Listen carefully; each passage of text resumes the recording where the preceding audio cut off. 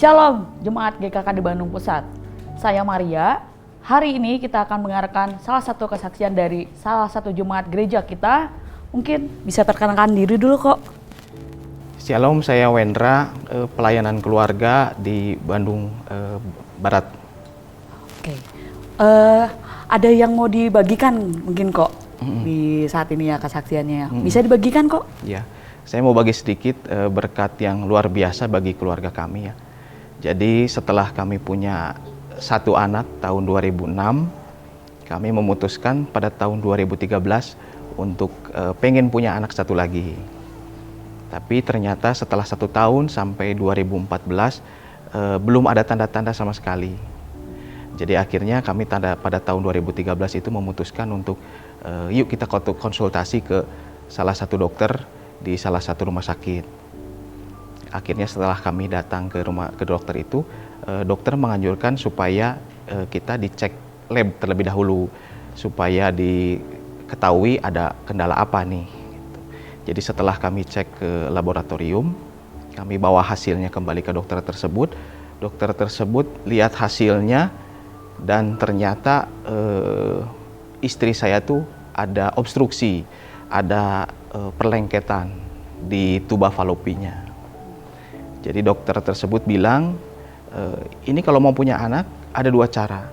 Pertama, bayi tabung. Terus kedua, mujizat Tuhan.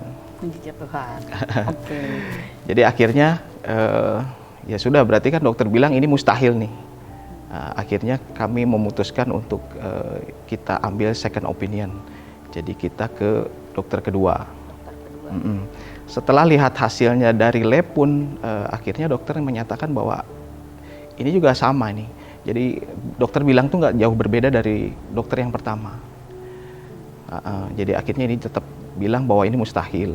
Jadi ya sudahlah, akhirnya kami memutuskan ya sudah, mungkin kami bilang ini nggak apa-apa lah punya anak satu aja deh. Jadi akhirnya kami biasa aja nggak melakukan apa-apa. Tapi ternyata pada tahun 2017 bulan Januari istri saya itu telat haid. Jadi setelah 2 minggu setelah telat itu, jadwal telat haid itu 2 minggu kemudian kami memutuskan untuk coba kita beli test pack, kita coba test pack. Jadi setelah kita beli test pack dan dilihat hasilnya, ternyata istri saya jadi positif hamil gitu. Wah, positif hamil. Oke, jadi tanpa melakukan usaha apapun, jalan aja seperti biasa. Tahun 2017 ternyata istrinya Koko positif hamil ya. Iya, betul. Habis dari situ periksa ke rumah sakit gak kok? Setelah itu, setelah kami periksa lah pasti ya. Iya. Kita periksa ke dokter kandungan. Ternyata memang ada kendala lagi. Wah, ada kendala kedua. Ada kendala kedua. Jadi istri saya itu setelah periksa itu dia pendarahan. Pendarahan betul. Jadi hampir mungkin setiap hari dia keluar darah terus. Jadi setelah periksa dari dokter kandungan ternyata tiap hari pendarahan terus nih? Iya. Setelah itu tuh ternyata kendala kedua ini ya. Kendala kedua. Jadi dokter pasti pakai obat penguat dong. Obat penguat kandungan? Penguat kandungan. Tapi kan pasti ada efek sampingnya. Tapi setelah itu jadi, wah ini mungkin saya lihat-lihat dokter kandungan yang pertama ini terlalu tinggi ngasih penguatnya. Karena mungkin khawatir juga ya dokter yang pertama, mungkin takutnya keguguran atau gimana. Jadi akhirnya saya pindah dokter ceritanya. Pindah dokter? Dokter ini memang ngasih juga obat penguat, tapi dosisnya nggak terlalu besar. Dan di lain pihak juga dia nguatin dari segi rohaninya. Dokter ini tuh. Jadi nguatin kami dari segi rohani juga selain dari obat-obatan. Akhirnya kami mulai ya udah deh mulai mempertahankan, nggak apa-apa kami coba kuat-kuatin karena takutnya memang lepas kan, kalau ada pendarahan takutnya janinnya lepas dari rahim, jadinya menyebabkan keguguran. Tapi setelah jalan waktu baik-baik aja. Memang pendarahannya jalan terus, tapi baik-baik aja. Bayinya dianggap kuat aja gitu dah. Di dalam kandungannya tuh tetap nempel aja gitu. Oh gitu, tetap berkembang ya, walaupun Tetap masih berkembang. masih pendarahan. Oh. Ternyata setelah bulan-bulan berikutnya, dokter mutusin juga, yuk kita cek lagi nih, cek torch itu. Yang cek apa namanya itu, rubella, terus udah gitu tokso. Nah, periksalah kami juga ke lab untuk periksa torch ini.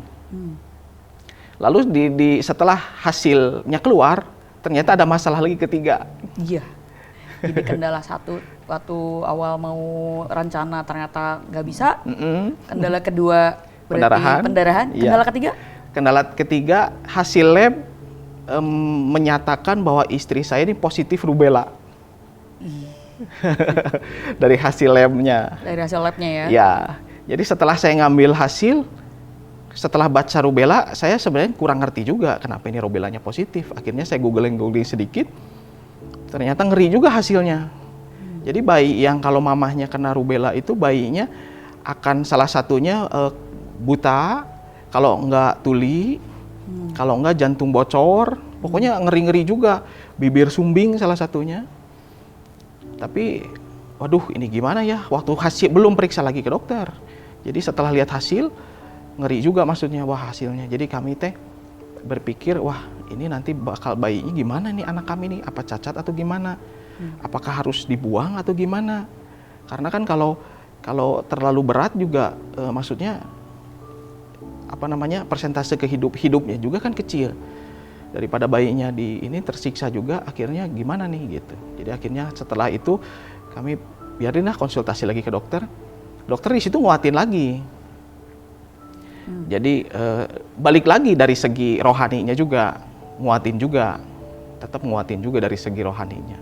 Jadi nggak apa-apa, coba dipertahanin, terus kita lihat USG sampai USG 3 dimensi juga kami lakukan. Tapi ternyata semuanya setelah dicek USG 3 dimensi juga ternyata baik-baik saja. Dan akhirnya dokter bilang, ya udah kita tes lagi aja, tes lagi kedua. Torchnya. Jadi setelah kami periksa tes torch kedua, di hasil kedua itu rubellanya negatif. Dia ada perubahan dong dari positif jadi negatif untuk rubellanya. Jadi istri saya itu jadi nggak ada rubella setelah hasil tes lab kedua. Wah, puji Tuhan. Puji Tuhan. Oke, kok kayaknya kita perlu dengar nih sisi dari istrinya Koko nih. Bisa mungkin kita panggilin dulu ya istrinya Ko Wendra ya. Oke Ci, halo Ci. Iya, bisa perkenalkan diri dulu Ci? Iya, saya namanya Ani. Namanya Ani? Iya gitu.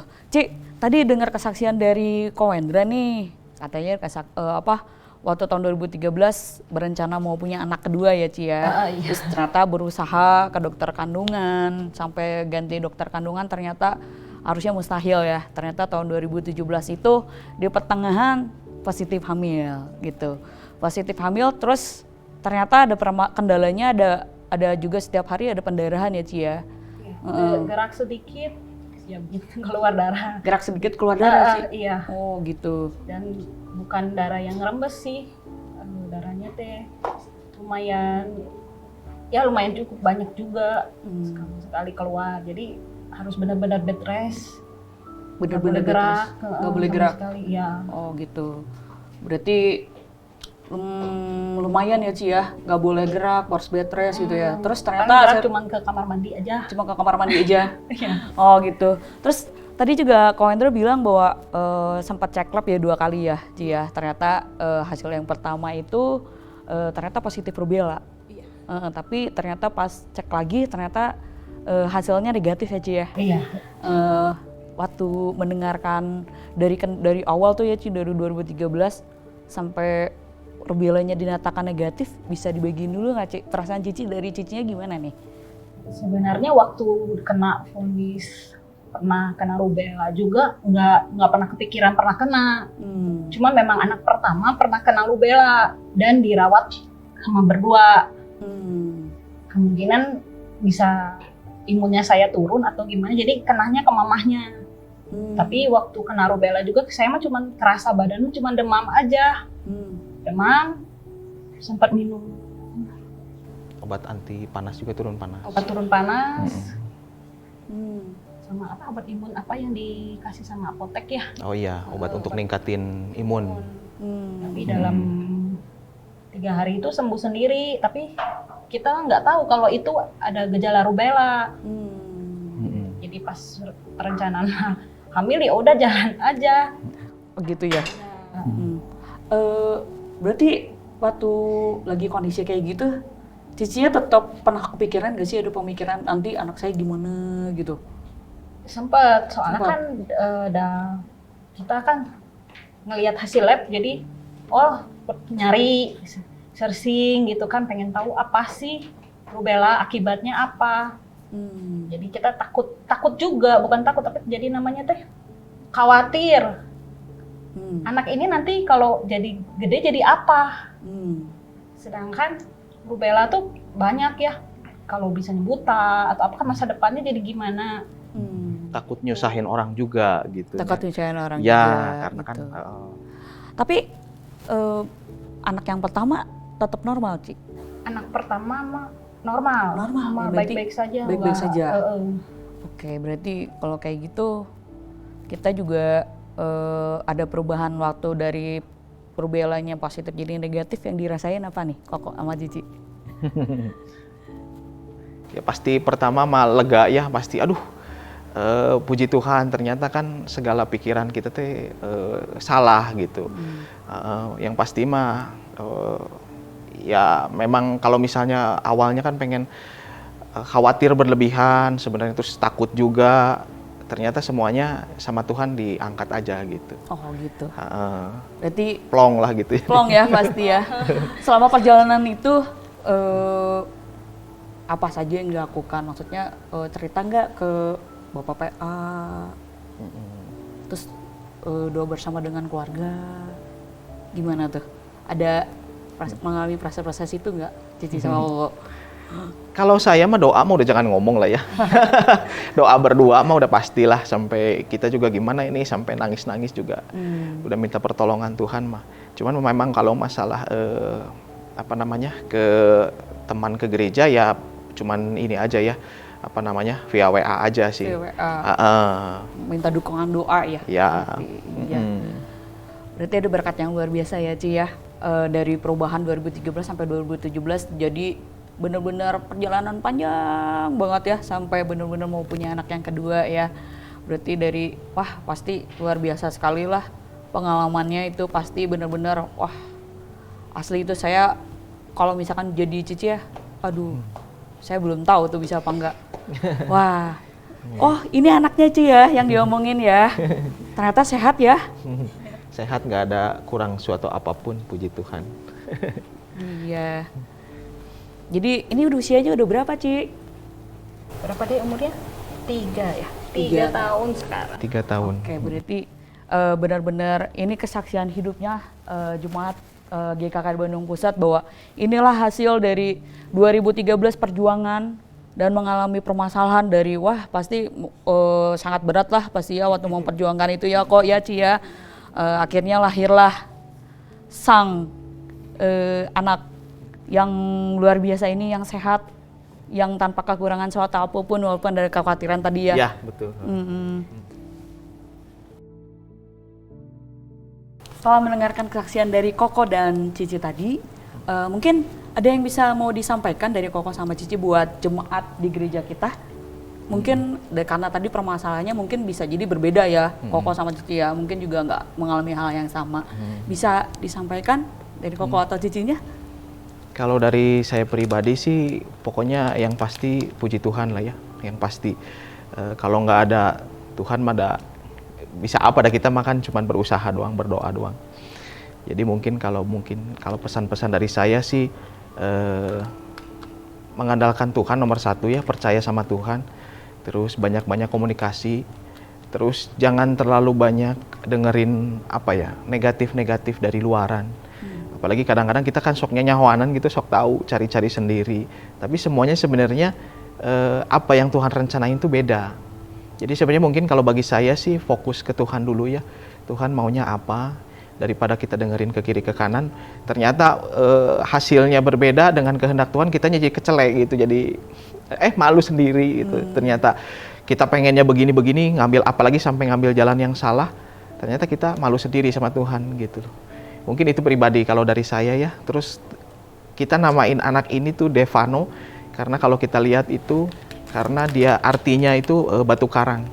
Jadi mudah-mudahan anak ini tuh bisa bikin kita jadi kuat, percaya tetap sama Tuhan, iman kita dikuatin seperti batu karang gitu. Batu karang.